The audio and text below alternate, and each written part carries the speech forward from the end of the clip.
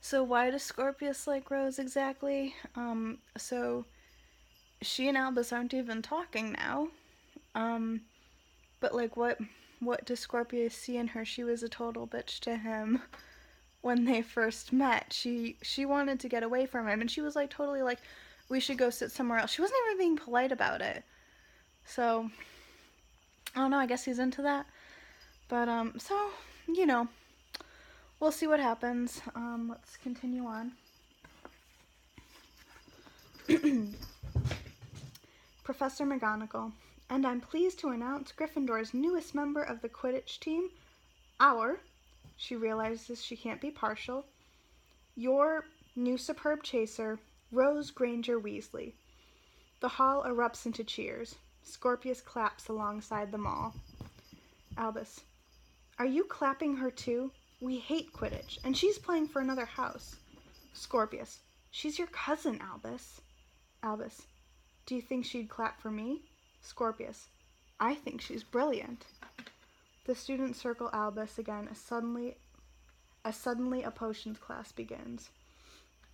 Polly Chapman, Albus Potter, and irrelevance. Even portraits turn the other way when he comes up the stairs. Albus hunches over a potion.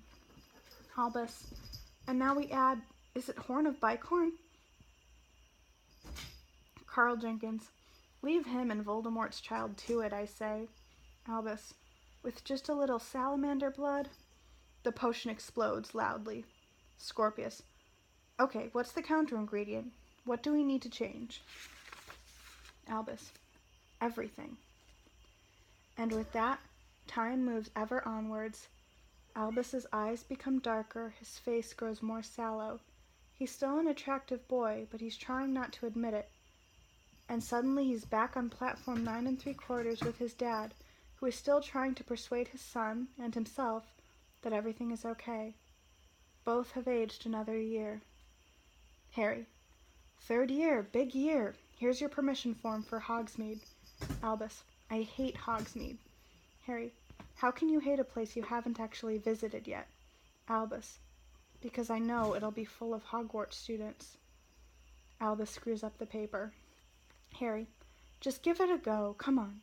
This is your chance to go nuts and honeydukes without your mum knowing. No, Albus, don't you dare.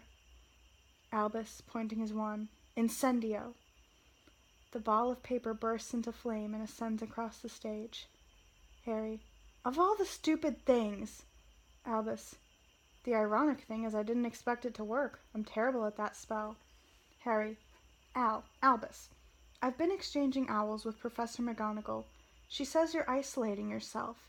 You're uncooperative in lessons, you're surly, you're... Albus, so what would you like me to do? Magic myself popular?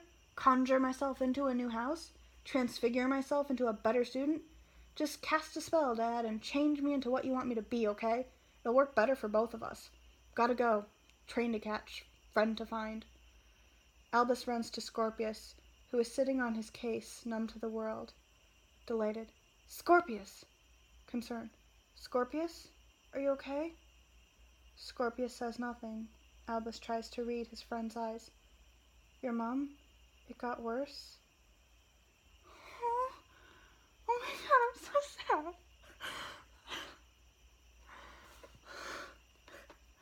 Alright, we have confirmation. This one can make me cry. Give me a minute.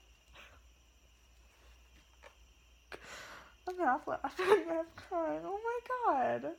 That's so sad. Why?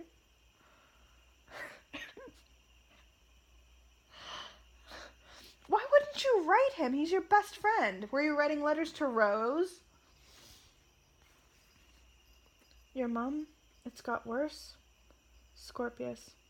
It's got the worst it can possibly get. There. Sorry, I'm getting ahead of myself. Albus sits down beside Scorpius. Albus. I thought you'd send an owl. Scorpius. I couldn't work out what to say.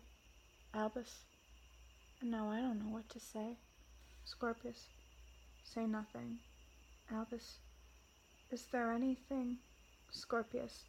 Come to the funeral? Albus. Of course. Scorpius, and be my good friend.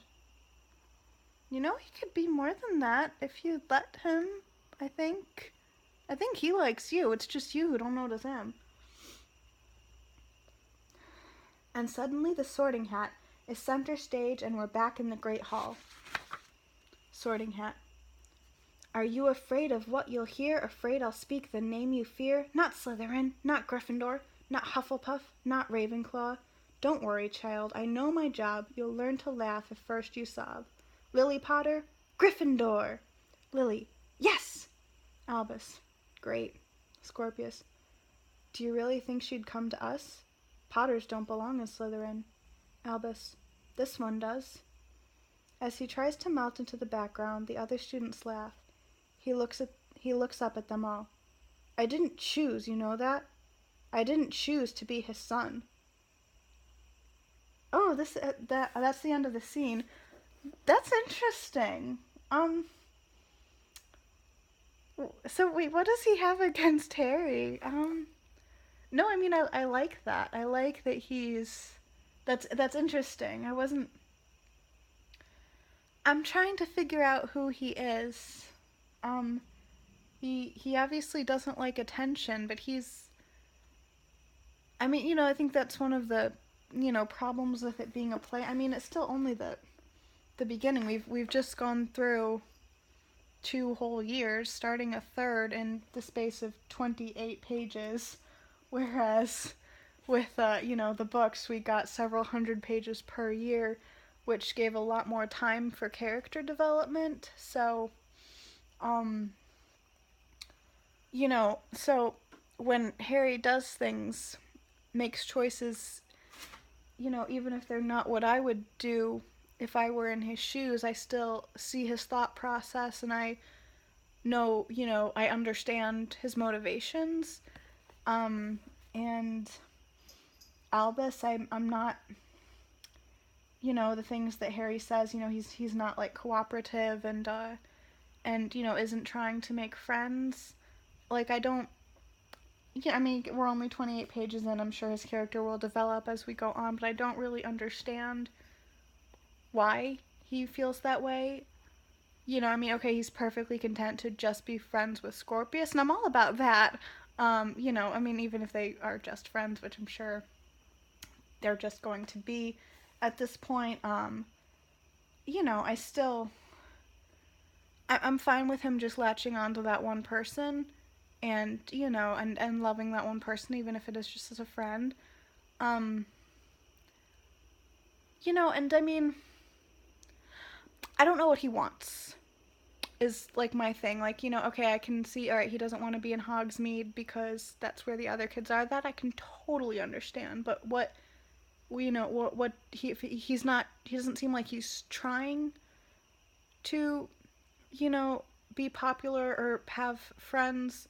But then in lieu of that, what does he want? What would he's clearly a very unhappy child, and so what would make him happy? What does he want? If he could choose how things would be, what would he choose? And yeah, that I don't really know. I mean, I like the fact that, you know, he seems to be embracing in Slytherin. At first he didn't want that, but now he's like, he seems like he's accepted it. You know, he says this one does.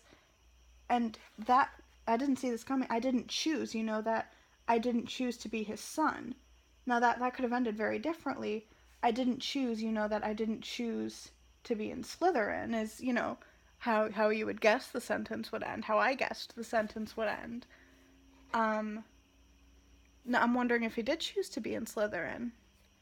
That's interesting because, you know, Harry told him, you have a choice, and so he's choosing to be different. And I like that, and I definitely respect that. You know, the reason to be in Gryffindor is not, you know, because everyone wants you to. You need to do you. But, you know, you need to do what makes you happy. But Albus, nothing seems to make him happy except being with Scorpius. But, you know, aside from that, so what would make him happy? Is my question. I don't know the answer to that. Whereas I think, you know, with Harry, I've usually known what he wants, and he usually doesn't end up getting it.